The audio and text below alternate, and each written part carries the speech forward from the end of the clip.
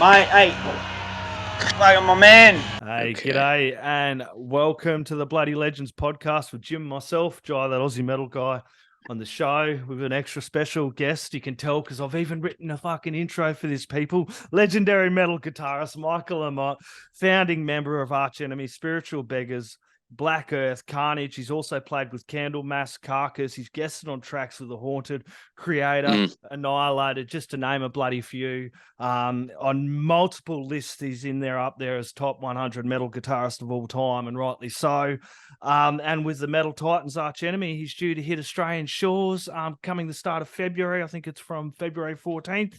So I'm lucky enough to snag him for a quick chat with the podcast. He should be in about 9 minutes or so, but that gives me and Jim a bit of time to catch up and talk a little bit of shit. I know it's really late over there, man. It's a different aesthetic. You've like got the full night vibe going on there, man. I do. I'm downstairs. I didn't want to wake my wife, so. Sorry, Jim's wife. I do apologize. No, it's all good. Exactly. Dude, I remember coming across Michael Amott through Carcass, as you were mentioning. We were messaging back and forth, man. I think it was the Heartwork album. Same for me, yeah.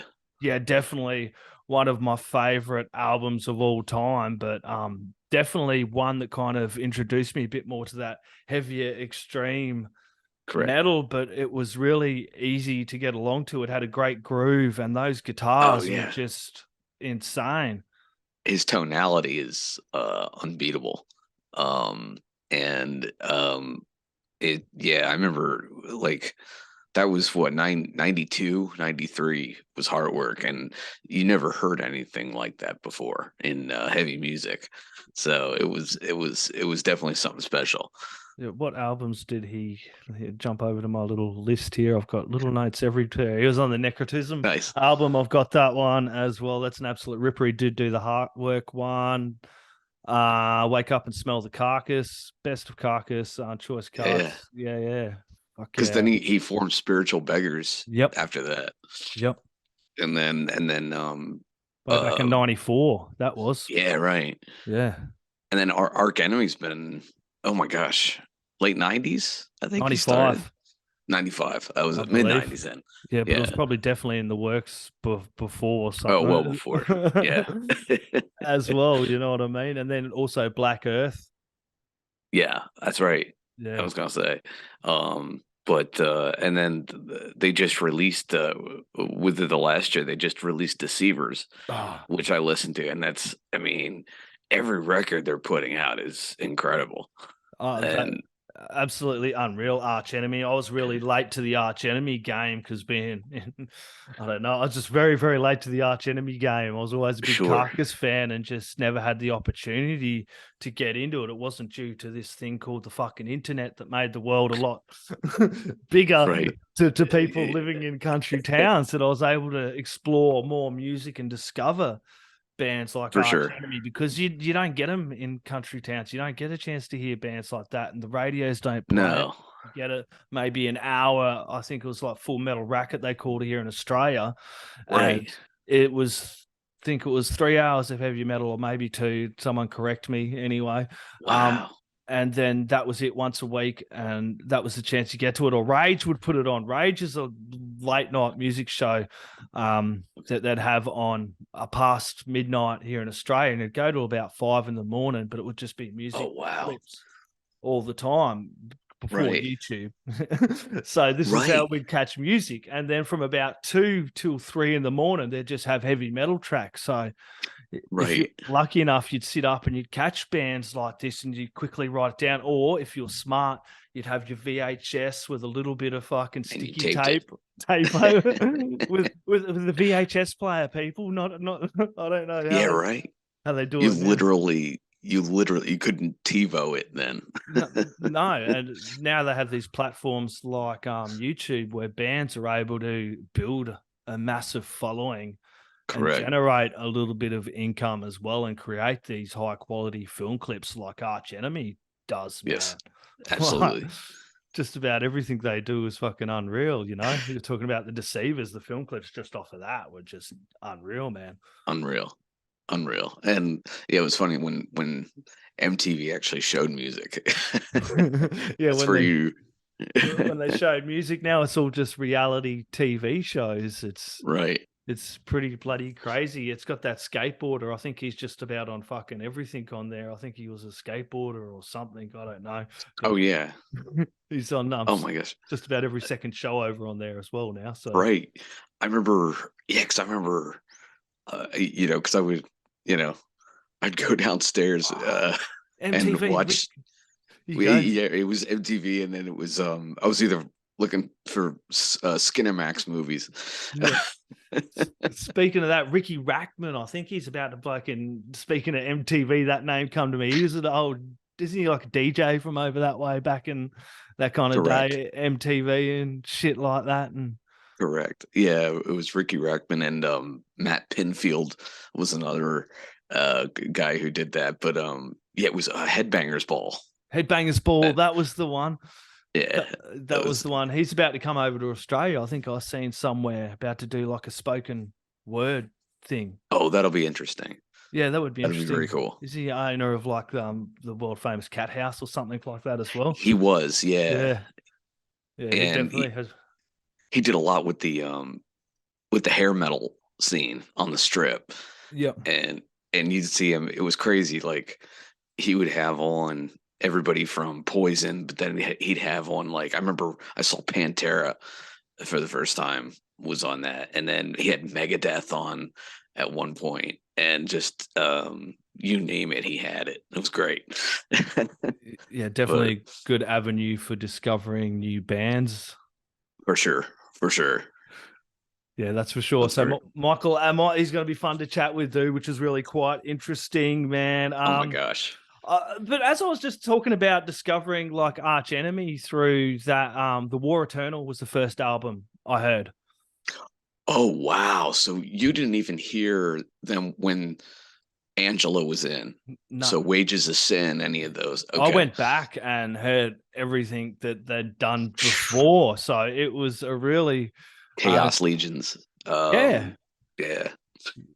And that's Yeah. what I liked about the way that they have with Angela. She's always been a part of the band as well. She'd moved on to manager, I believe. She manages the band now, or correct. Last I heard, yeah, correct. She's an unreal vocalist, but like discovering War Eternal through the band, like through that, I was always a lover of great music. It was good going back and listening to the different vocalists and what they contributed to each stage of Arch Enemy as well.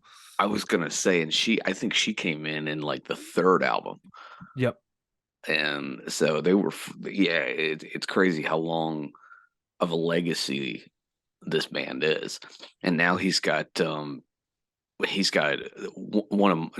my favorite guitarists is Jeff Loomis. Nevermore. And I was like, you have two of the best, I mean, just incredible musicianship there in both of them. But this is crazy. I'm like nervous. No, we'll be right. He should be in any bloody minute as now. You got a favorite album, man? Arch Enemy album? I was gonna say definitely Will to Power was great. Yeah, but like they just keep getting better. It's like, it's just every record is incredible. I'm biased though, because I still go back as far as Heartwork, and that's not even, and that's a Carcass album. That's not Arch Enemy, and man. But yeah, Deceivers, I don't know. Deceivers is up there too. That's a good album, isn't it? That one came out in July. That was an absolute ripper of an album. I liked was it Handshake with Hell? Where Handshake with Hell, yeah. That was really good. I feel like they're just kind of letting Alyssa kind of go for it a little bit. The clean she has in there with the heavies, and it's just her vocal. And she was known for that before. Yeah, with the Agonist. Which incredible band. Yeah. And it was kind of like, hey, she's good at both, so let's do something different. Because like on previous, when she came in, War Eternal and stuff, I think she was doing all growls, on that, which is great. Yeah. like you said, taking the reins, and it was like, well, let me do the operatic stuff she had done. Yeah, well, So it's very cool. She's cool, man. I've seen her in so Very. many different guest appearances and on tracks. I think she just done something with Nita Strauss as well. Yeah. She just did a one-off with there, and it was incredible. Yep. She guested on the Powerwolf. Demons Are a Girl's Best Friend. That one absolutely ripped. Yeah. You can find that one on the special edition, which I bought as well. Absolutely killer. Nice. Had so many cool artists on that one, but that track absolutely was a standout for me. Like the original, awesome. Demons of a, Girl's Best Friend's ripper, but you chuck in Alyssa on vocals with that, and it just absolutely tears up. That's awesome. Yeah, for sure. She's so versatile. Yeah, and I think it's been quite a few times they've come to Australia, which I'm looking forward to. It's like I know they've been down here a few times, which I'll ask him about when he gets in. Should be in any bloody minute, hopefully. That's all good, man. Yeah. I'm trying to. We're on 3 different time zones. I'm assuming here. We are most definitely on 3 different time zones. Yeah, I know he is all the way over in Sweden. We're here, so. I'm in Australia, you're in the US, which does kind of make it interesting. And it's like really early in the morning for you. So I know. That's okay. No. Been... It's as cool. It's a witching hour. And I'm going to see my cool mirrors here in my guest bedroom. So it's different than the lab upstairs. Did you get to go have a nice afternoon nap before or something? No. So this is, but I was watching, I went from Predator to Hellboy, and I was watching that on my couch. So I started watching the new Black Panther. That is absolutely unreal because I'd rather sit at home so I can kind of chill out and roll up, have a little spa, have a nice joint or something, and sit there and watch a movie. I can't do that in the movie theater. It's the way I like to enjoy my movies, relaxed in my own home. So really, really, really, really good. I want to go back, and I've only got a little bit in it, so I'm feeling like going back to the start and starting from there again. Because my partner come in and she's like, "I want to watch that as well." I'm like, "Oh, okay, cool, easy, stop that. I'm happy to go back and watch the start of that." I was like tearing up, man, because with Chadwick Boseman and everything. Oh, sure. I was sitting there. It was very respectful what they done.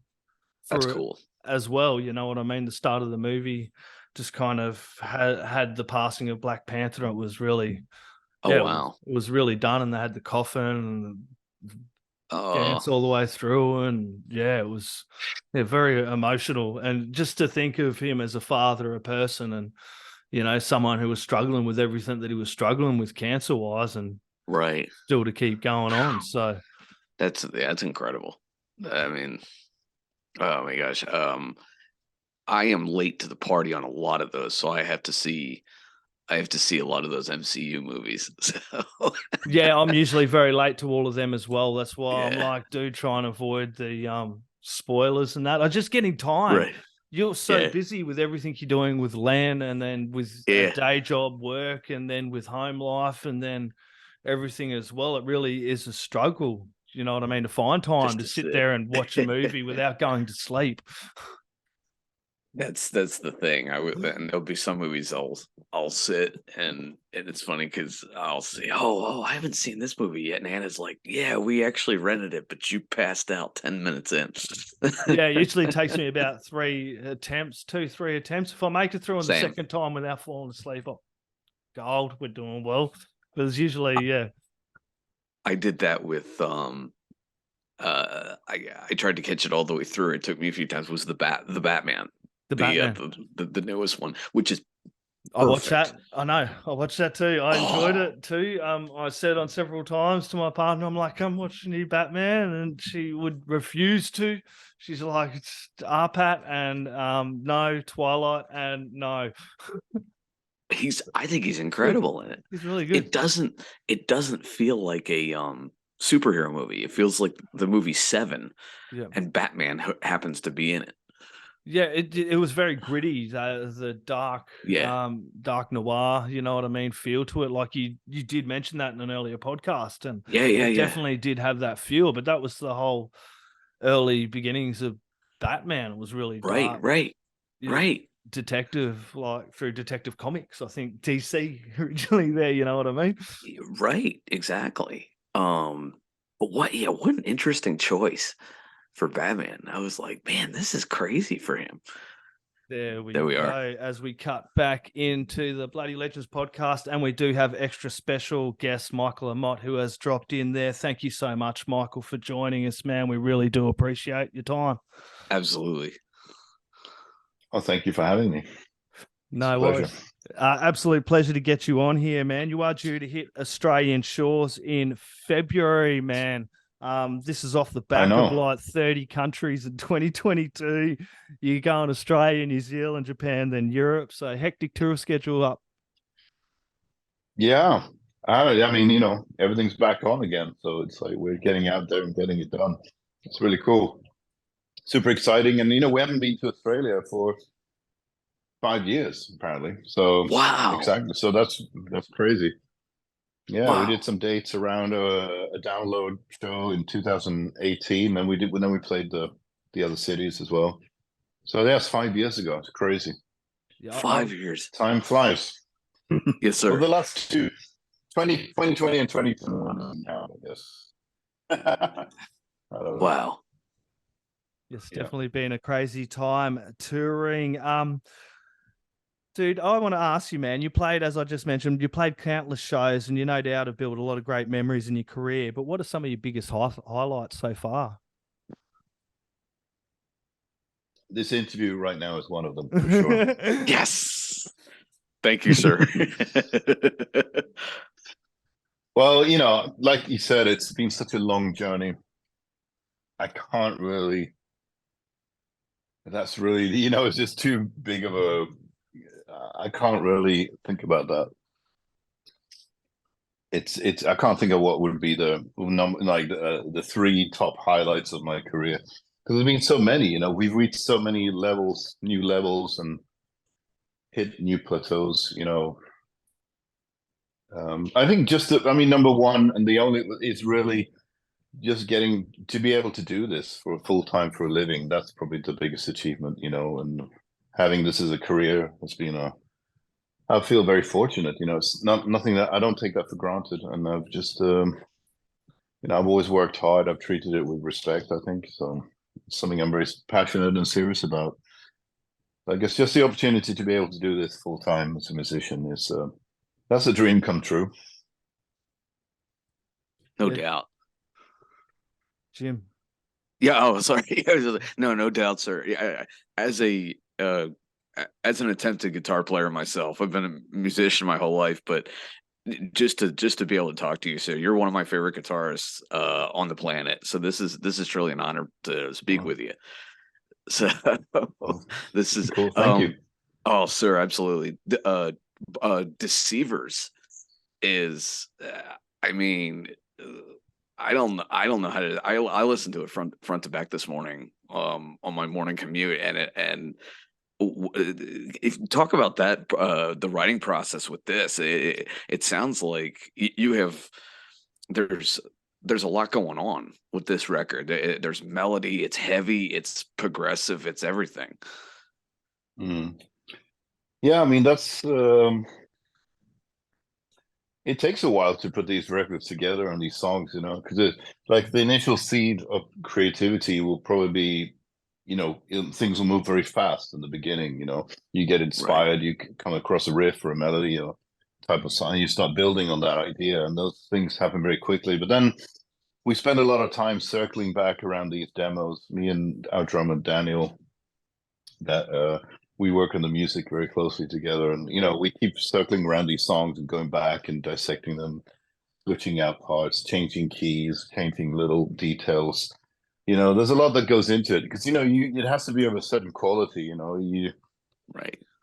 That's just the way Arch Enemy is, you know. It's like a lot of there's a lot of like it might not sound technical, but it's like there's a lot of thought that's been going into the flow, and the tempos as well are very important, you know.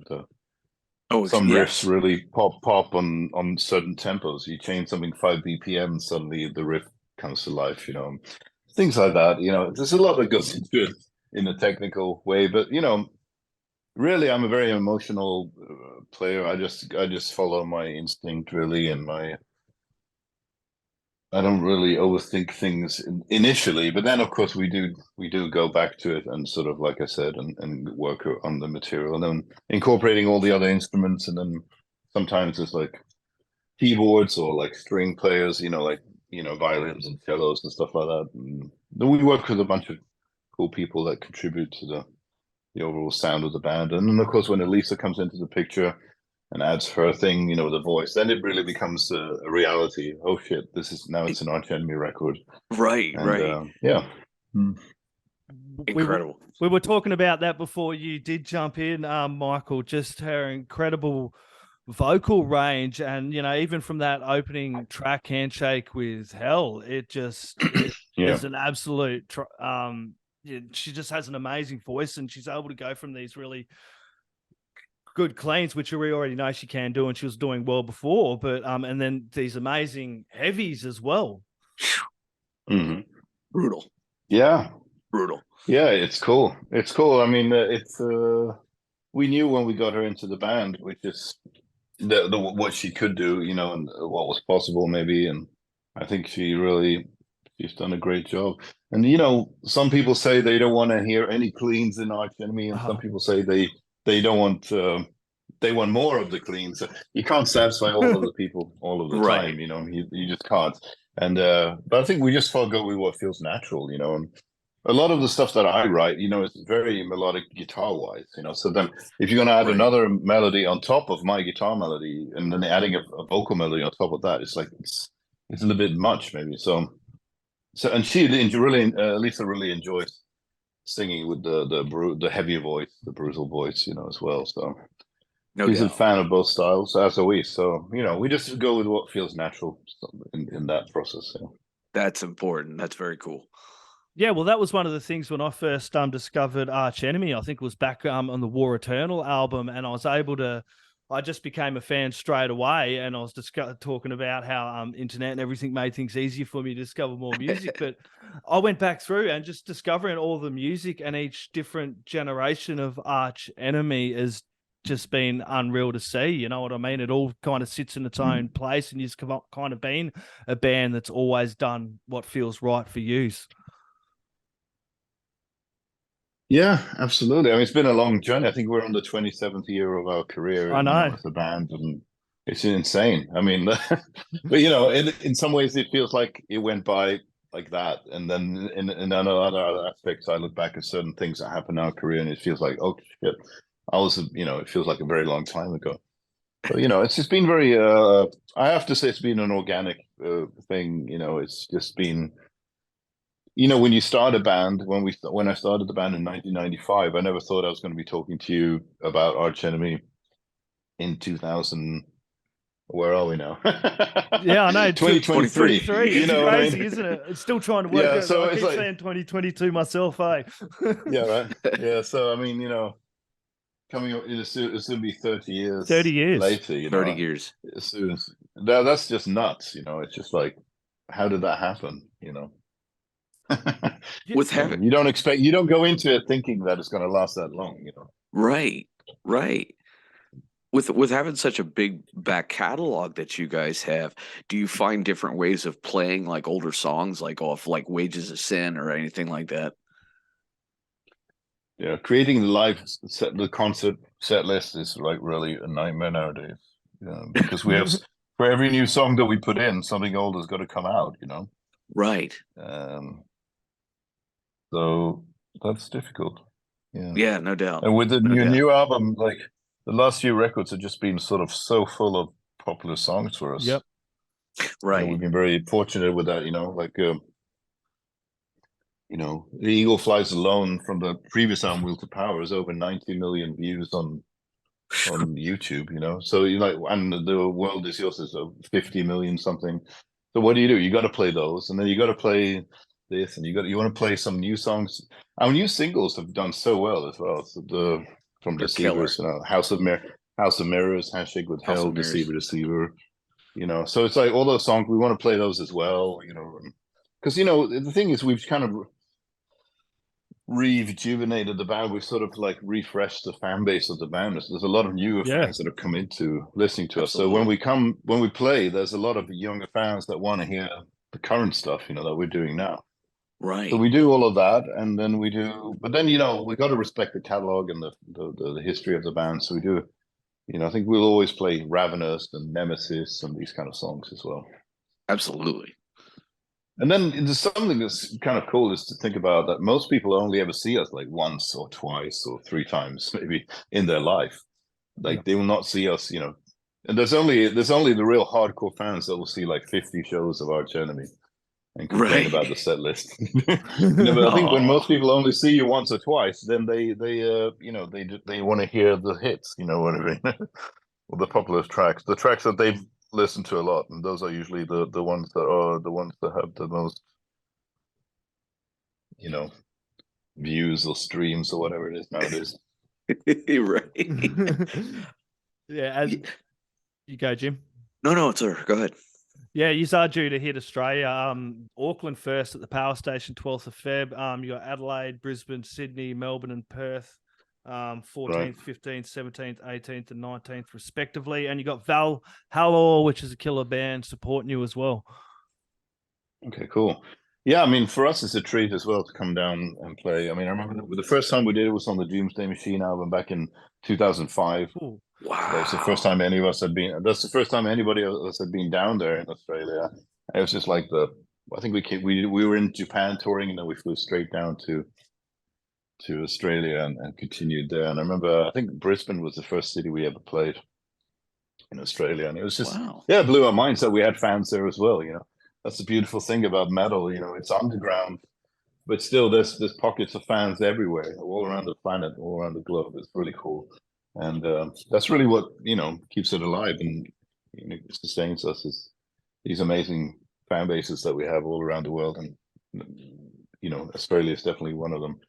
And it's like I said, we don't come down there all the time, so it's a treat for us as well coming down. It's been 5 years, like I said, so somebody pointed that out earlier, so I was pretty surprised to hear that. Nice. Yeah, nice. I'm definitely looking forward to catching up with you. As Jim was saying, you've definitely inspired countless guitarists all over the world. Who are some of the guitarists that have inspired you, though, mate? Oh, there's a lot of them. There's so many guitarists. So there's so many great ones, right? So, you know, it's a little bit of everything. You know, I definitely grew up, you know, listening to a lot of, you know, when I was playing guitar, becoming serious about guitar, I was listening to a lot of like Metallica and Megadeth in the 80s and Slayer, you know, and just the riffing, that really hard riffing and the chug, whatever you call the down picking and the chugging type of riffs. Yeah. You know, Metallica definitely blew me away on Kill 'Em All, Ride the Lightning, and, you know, it's just a huge inspiration. But then as far as, you know, I have quite a melodic solo style, so I'm not really the Slayer kind of guitarist in that way when it comes to solos. Although I love their solos, but it's not really it doesn't come naturally to me to play like that. I think I go more into the direction. I like more I'd say for solos, I go a little bit, even back to the 70s rock a little bit. I'm more like, you know, into like Michael Schenker and the Scorpions and you know, Gary Moore is a favorite, and You the played 80s with stuff Michael as well. Schenker as well, didn't you, on a track or something? I was gonna say, Yeah, I did. Yeah, I did. That was wild. Yeah, that was really cool. Yeah, I've had a lot of great opportunities like that, and yeah, I'm very thankful for that. Of course, that's also something you don't plan on when you start playing. You know, or when you you think that one day I'm going to be sharing a stage with these guys, or I'm going to be like on their record. You know, it's just not something that you have. There's no expectation. I've never had any expectations really on what I'm going to achieve. Really, I just knew I was really, really passionate about the underground metal and the underground metal culture, and being in a band was something. I mean, it was quite popular being in a band. I don't know if it still is, because I mean, now there's so many other things that kids can do, right? Yep. I mean, I grew up without internet, I didn't have my own TV in my room. I just had, you know, like a few records, and then I had like a guitar in a case under my bed. And I just pull it out every time I got home from school. I pulled it out and I played it for hours. And, you know, so it's just there was not a lot of like, you know, there wasn't a lot of alternatives as far as entertainment goes, you know. So I didn't, you know, before I didn't have a video games or anything like that. So it's just I just kind of disappeared into that metal world, you know, like a fantasy world in a way of guitar and just writing I started writing songs pretty much immediately when I started playing because I just had that urge to. And they were terrible songs, of course, and terrible riffs, but it was the beginning. No. But that's what you gave guys like us, because I grew up the same way. I wasn't a TV or video game kid. I had I was a radio and record kid, and then grew up playing keyboard and then guitar at my grandfather was my influence, and then I taught myself guitar, but to pick up records that you played on. Like, you gave us such a gift, because what you did as a kid listening to Shanker and all that, I did with you. Me and Jay did with you. So this is wonderful. Yeah, I mean, that's kind of cool, isn't it? I mean, it goes around and around like that, just the influences. And you can't really. I mean, I think that's great. I mean, if I've given something back to what the music, it's just the music that I love, and if I've given something back to that, to the fans, the community, the spirit of that music, that's really the biggest compliment I can get. So thank you for that. Absolutely. Oh no, that's all. Much appreciated, awesome. Michael Amott. That's perfect. We will leave that there, and the fans in Australia, New Zealand, Japan, and Europe will be giving something back. That's for sure. A lot of love from down under and everywhere else in the world. Michael Amott, do you have any last words, shout outs, thank yous, or anything else you'd like to add in there, my friend? Well, just thank you for the great interview and great chat, and thank you for supporting Arch Enemy and myself. I really appreciate it a lot, and we're super excited. I've already packed my bag. That's how excited I am to go and leave for this tour. So I'm ready. Cool. Awesome. I'm ready to rock. Awesome. Can't wait to catch you down under. Till then, everybody else can go grab a whole heap of Arch Enemy, put it in the stereo so the neighbors can hear it as well. Cheers, mate. Yeah. Cheers. Thanks, you. Mate. Cheers. Thank you, sir. Thank you. Appreciate it. Cheers. Bye. Cheers. Thank you. Indeed. Okay, there we go. That was really bloody cool. Thank you again, Michael Amott. Mate, that was a lot of fun. That was well worth the sitting up late, was it? Oh my God. That's so crazy, because like him talking about growing up, that's how I grew up.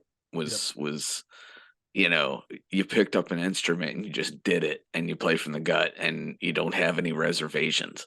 Yep. And that's just such, oh my gosh, that's so cool. What a really nice guy. Some good messages in there, people. Yeah. Yeah, definitely suited for the show. Yes, absolutely. Hammond, I didn't want to gush too much. I was like reserving it, but like Hammond, I'll tell you, Hammond Loomis together, Jeff Loomis, like they like his style of riffing, Michael's is like, I never heard.